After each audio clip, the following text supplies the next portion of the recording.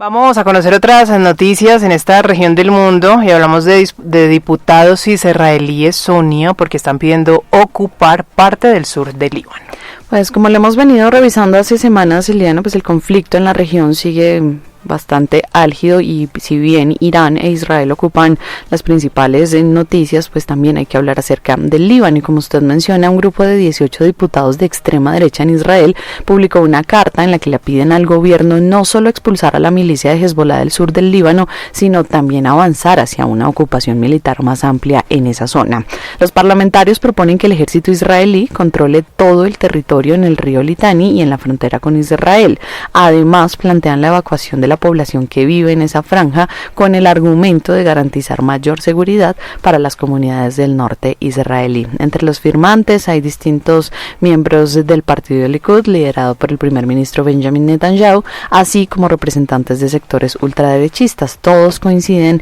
en que las actuales medidas del gobierno son insuficientes.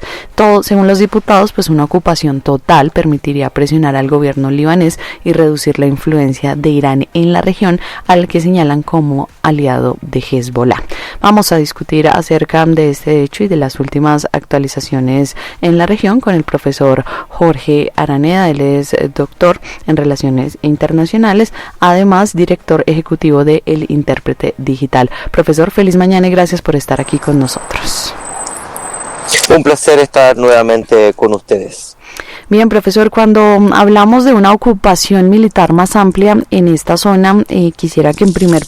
lugar pues nos pusiera un poco de contexto de cómo es hoy ese espacio y por qué además aseguran que es insuficiente estos diputados de extrema derecha israelí. Es importante mencionar y la pregunta sí es necesaria, es que se comprenda de que existe ya consolidada una estrategia de una expulsión metódica que tiene mucha apariencia de mantener de la misma forma un operativo que ya fue desplegado en Gaza y también en el sur de Siria, que es la consolidación de una zona colchón hasta el río Litani, en donde aproximadamente viven o vivían más o menos entre 1.800.000 personas en esa región. Una región también bastante fértil que abastece no solamente a lo que tiene que ver con con el Líbano, sino también con el comercio hacia Siria. Actualmente esa población ha sido expulsada, lo que nosotros sabemos por los mismos informes de la ONU, pero también de otros tipos de organismos, y lo que el mismo gobierno ha venido a plantear es que ese millón de personas probablemente ya se encuentra toda y cada una de ellas al menos expulsada. Por lo menos 600.000 personas ya fueron expulsadas del sur del Líbano, cruzando el río Litani, lo que crea lógicamente una crisis humanitaria y un desplazamiento forzoso. Y dentro de ese aspecto, también se ha desplazado las fuerzas de operaciones de los cuerpos de paz de la ONU. De hecho, lamentablemente, ustedes mismos lo han reporteado y otras cadenas noticiosas también, que se ha dado muerte en enfrentamientos de oficiales mayores y capitanes,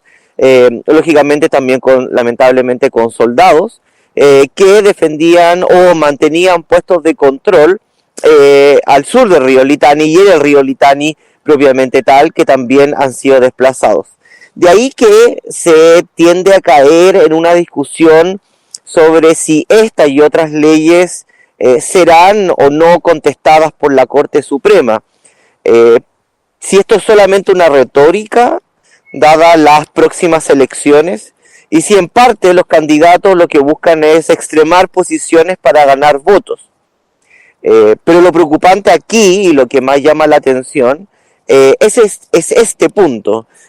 No solamente el desplazamiento forzoso, las leyes de anexionamiento territorial o una campaña que no distingue infraestructura civil o militar. Lo que nos preocupa y lo que preocupa tiene que ver particularmente en que estas leyes se están aprobando y parecen que se están consolidando en el sistema israelí. Profesor, hablamos de más de 1.400 personas que hayan fallecido en el territorio, pero también dentro de la narrativa lo que han dicho es que hay bastantes combatientes de Hezbollah muertos y varias infraestructuras destruidas. ¿Qué podemos decir sobre este tema humanitario allí en el territorio y si en verdad están tan debilitados o no esas fuerzas de Hezbollah? Sí, efectivamente, si uno lo ve en términos estratégicos, las fuerzas de Hezbollah no solamente han perdido combatientes, sino también infraestructura y puntos de anclamiento dentro, dentro del territorio libanés. Lo que nos preocupa y lo que particularmente varios analistas internacionales ven con bastante preocupación son tres aspectos. Primero, la normalización de lo que tiene que ver con no solamente no tener un punto de base en torno al derecho internacional y al derecho humanitario, sino literalmente caer en crímenes de guerra muy fácilmente. Declaraciones de los diferentes ministros, pero también, como ustedes bien mencionaban, sobre leyes o discusiones dentro del Senado israelí, en donde no solamente se llaman, sino también se celebran actos como son la destrucción de la mayoría o la casi totalidad de todos los pueblos. Y con esto es su infraestructura, sus caminos, sus casas y las formas de vida de la mayoría de los libaneses que vivían en el sur del Líbano, ya sean chiitas, sunitas e incluso, lamentablemente también, poblados cristianos al sur del Líbano, en donde son destruidos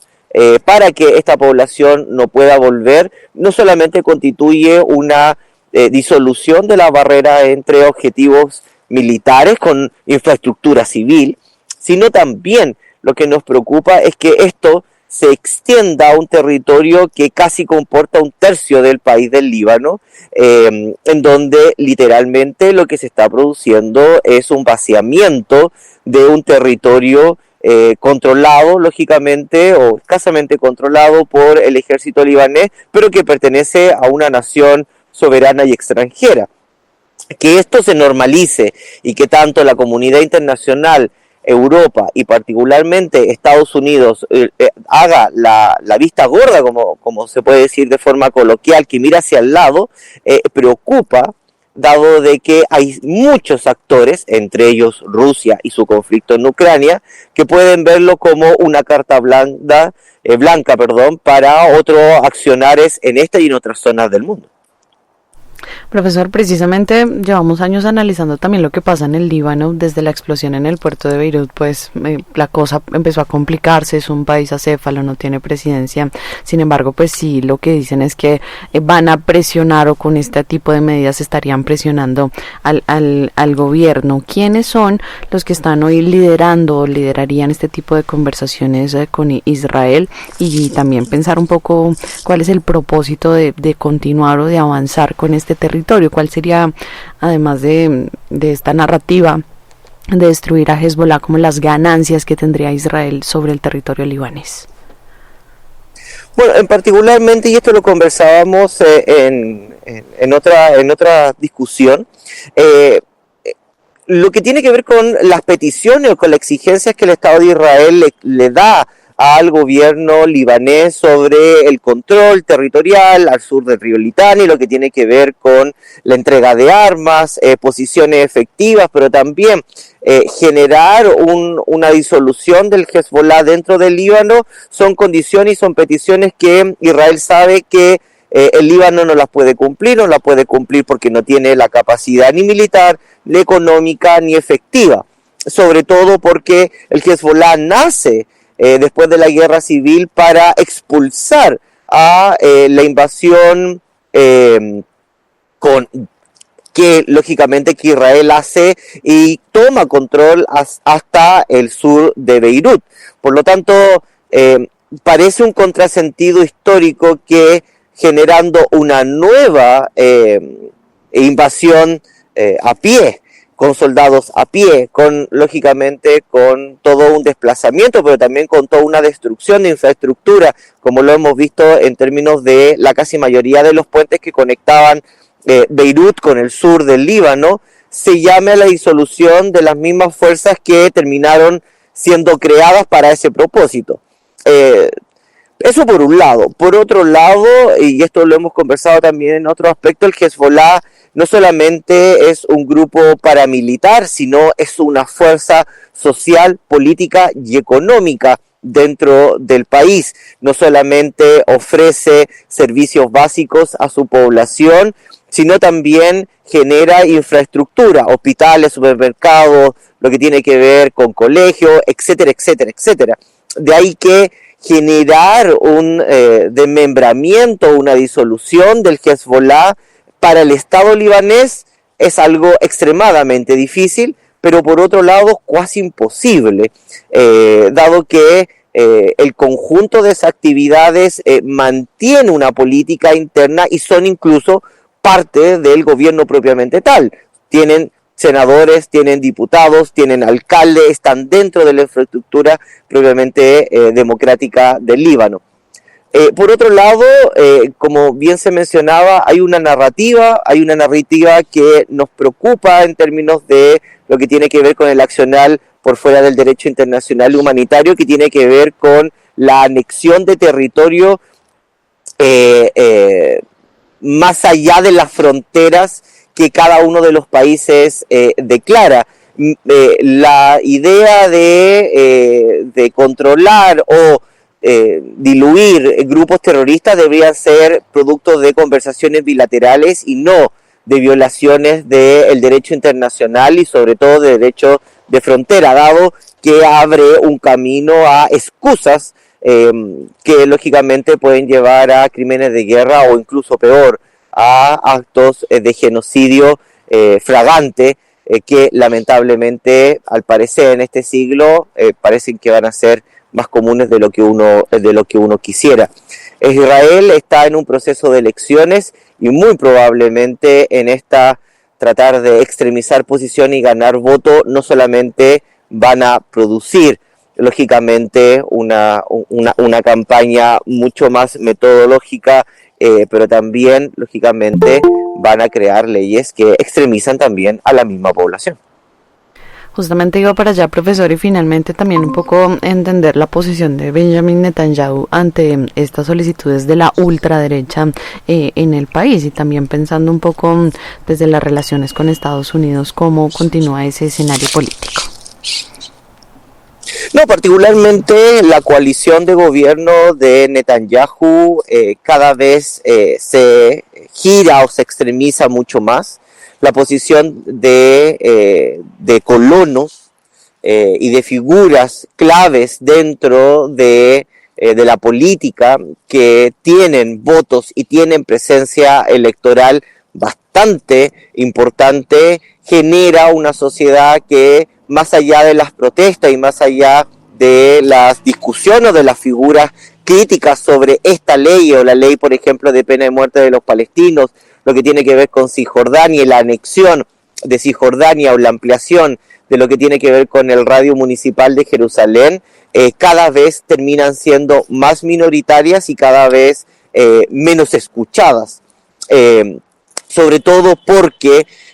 la población de colonos no solamente tienen una capacidad de voto mucho mayor, sino que son activas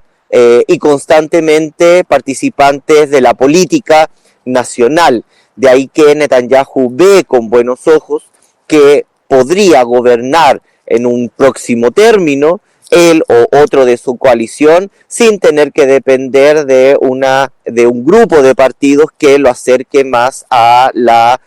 centro derecha y podría gobernar lógicamente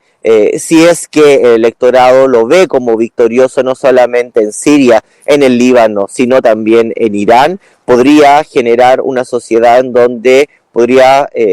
llegar a ser electo y tener mayoría en el Parlamento solo y solamente con partidos de extrema derecha vinculados a la población de colonos que vive en Cisjordania y en otras partes de Israel, y sobre todo dado que